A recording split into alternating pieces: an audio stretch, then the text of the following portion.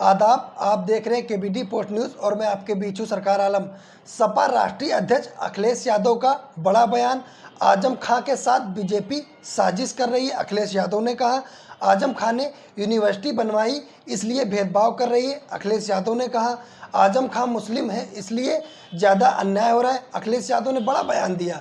India गठबंधन पर बोले राष्ट्रीय अध्यक्ष अखिलेश यादव, विधानसभा स्तर पर इंडिया का कोई गठबंधन नहीं। अखिलेश यादव ने बयान दिया जैसा व्यवहार होगा सपा के साथ वैसा ही गठबंधन को व्यवहार देखने को मिलेगा। अखिलेश यादव ने बड़ा बयान दिया। कांग्रेस के लोग बीजेपी से मिले हुए ने। अखिलेश यादव ने यह भी बहुत बड़ा बयान दिया।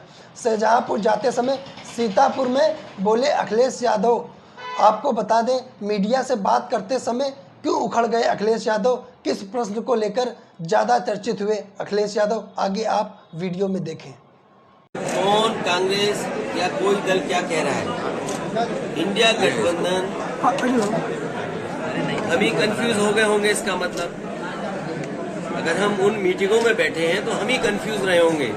इसीलिए जिस व्यक्ति के बारे में आप बात कर रहे हैं मुझे नहीं पता कि कांग्रेस पार्टी का कौन व्यक्ति इस तरह की बात कर रहा है।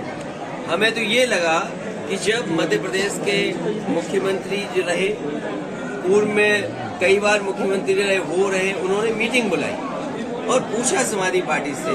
हमने अपनी पूरी परफॉर्मेंस बताई, किस समय पर समाजवादी पार्टी के विधायक कहाँ जीते हैं।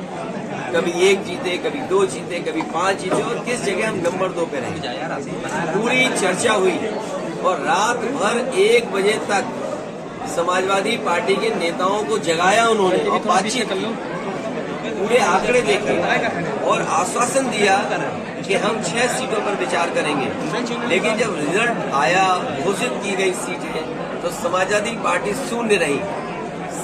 अगर ये मुझे पहले दिन पता होता कि विधानसभा स्तर पर कोई गठबंधन नहीं है इंडिया का, हम उसमें कभी मिलने नहीं जाती हमारी पार्टी के लोग, न अपनी हम सूची देते कांग्रेस के लोगों को, न कांग्रेस के लोगों का फोन उठाते। लेकिन अगर उन्होंने ये बात कही है कि गठबंधन नहीं है तो हम स्वीकार करते हैं गठबंधन नहीं है। और गठबंधन अगर केवल उत्तर प्रदेश में केंद्र के लिए होगा तो उस समय विचार किया जाएगा और जैसा व्यवहार होगा समाजवादी पार्टी के साथ वैसा ही व्यवहार उनको देखने को मिलेगा यहाँ पर। सर, उन्होंने कहा कि हमने घोषी में समर्थन किया और ऐसा रहा। तो किस नेता के बारे में बात कर रहा हूँ? ये कांग्रेस के कौन नेता है? उनके प्रदेश अध्यक्ष कह रहे हैं। देखिए, प्रदेश अध्यक्ष की कोई हैसियत नहीं है। न वो पटना की मीटिंग में थे, न वो जाकर के मुंबई की मीटिंग में थे। इंडिया के बारे में क्या जानते हैं वो, गठबंधन के बारे में उनकी क्या हैसियत है जो बोल रहे हैं इस तरह की बात। इजराइल और गाजा की युद्ध उनसे पूछिए रात को 1 बजे तक क्यों उनके मुख्यमंत्री कमलनाथ जी ने बैठाया, क्यों उनके पूर्व मुख्यमंत्री दिग्विजय सिंह जी ने बैठाया। वो क्या उनके मुख्यमंत्री नहीं है क्या उनके प्रदेश के? अगर वो मुख्यमंत्री नहीं थे तो इस तरह की भाषा नहीं बोलनी चाहिए उनको। अध्यक्ष जी, और इसका मतलब ये हुआ कि आप दूसरे दलों को बेवकूफ बना रहे हैं आप बैठा कर। मायावती जी ने कहा है कि इजराइल और गाजा युद्ध से सबकी अर्थव्यवस्था पे बीजेपी से मिले हुए लोग हैं, ये कांग्रेस के लोग बीजेपी से मिले हुए लोग हैं। तो आगे की अभी क्या ये जो बीजेपी से मिले हुए, देखिए अगर मुझे पता होता कि गठबंधन प्रदेश स्तर पे नहीं है तो मैं समाजवादी पार्टी के नेताओं को दिग्विजय सिंह जी के पास नहीं भेजता। अगर मुझे ये पता होता कि समाजवादी पार्टी को प्रदेश स्तर पे गठबंधन नहीं कर रहे हैं, मैं कमलनाथ जी के पास अपनी पार्टी के लोगों को नहीं भेजता। और मुझे ये भरोसा होता कि कांग्रेस पार्टी के लोग धोखा देंगे तो मैं उनकी बात पे भरोसा नहीं करता। मुझे बताया गया कि 6 सीटों पर आपके लिए सोचा गया है, विचार किया गया है और उस पर तय करेंगे। सिटिंग एमएलए की जगह आप सीट दे दोगे आप और उम्मीद करोगे कि मैं आपके बारे में सच बोलूं और जो बात बोलनी है उनको। मैं आपके माध्यम से कांग्रेस पार्टी को कहना चाहता हूं, अपने चिरकुट नेताओं से हमारी पार्टी के बारे में न बुलवाएं। युद्ध को, ये युद्ध चल रहा है सर, आगे का देखा जाएगा। इजराइल और हमें अगर ये जानकारी मिल रही है कि गठबंधन केवल दिल्ली के स्तर पे, तो ठीक है, दिल्ली के स्तर पे जब बात होगी तो की जाएगी। एमपी सीटों पे अगर बात की जाएगी तब देखा जाएगा। अगर मुझे ये पता होता कि प्रदेश स्तर पे लीड मत कीजिएगा, बिल्कुल वो नहीं है, हमने स्वीकार कर लिया, इसीलिए हमने अपने पार्टी के टिकट घोषित कर दिए। इसमें क्या गलत किया है? इसलिए मैं कह रहा हूँ कि आप लोग भी ऐसे छोटे नेता जो कांग्रेस के हैं, और मैं कांग्रेस पार्टी के बड़े नेताओं से यही अपील करूंगा, निवेदन करूंगा कि अपने छोटे नेताओं से इस तरह के स्टेटमेंट मत दिलवाइए। मायावती जी ने कहा युद्ध से हमारे सभी देशों के वो हालात खराब होते हैं और वॉर के पक्ष में कोई नहीं है। और प्रदेश में बड़े सवाल है धान खरीद का। अरे सीतापुर आते हैं तो सीतापुर में हमें सांड पहले दिखाई देते हैं, ये डिवाइडर में इतना सांड दिखाई देता है कि आप कल्पना नहीं। अखिलेश जी शाहजहांपुर जा रहे आजम खान साहब से धान खड़ा हुआ है खेतों में, शाहजहांपुर जा रहे आजम खान साहब से मिलेंगे खेतों में। क्या धान खरीदने का अभी तक इंतजाम किया है? क्या धान खरीदने की कोई तैयारी की है? आप बताइए, सीतापुर में अगर एक भी धान केंद्र किसानों को खरीद रहा हो धान तो बताएं हमें आप।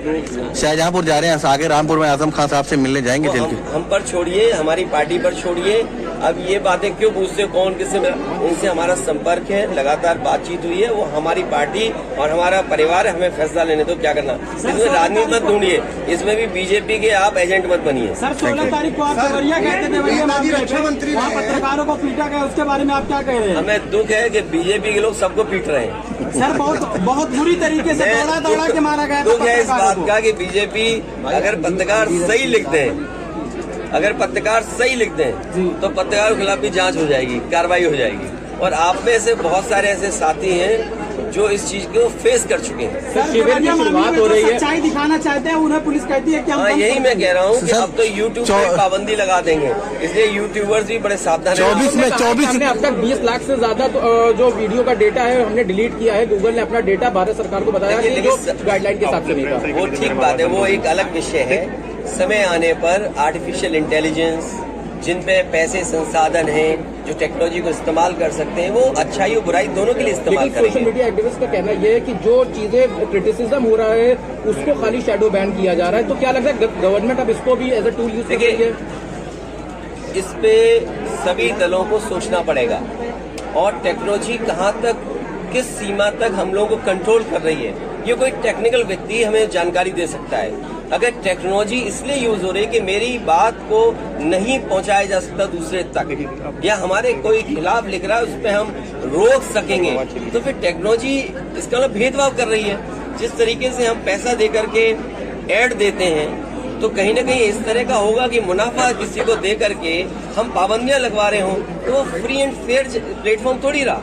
हम अपने विचार अगर देना चाहें, हमारे विचार निष्पक्ष हों, उस पर भी अगर पाबंदी लग जाएगी तो वो प्लेटफॉर्म कॉमन प्लेटफॉर्म नहीं होना सबके लिए।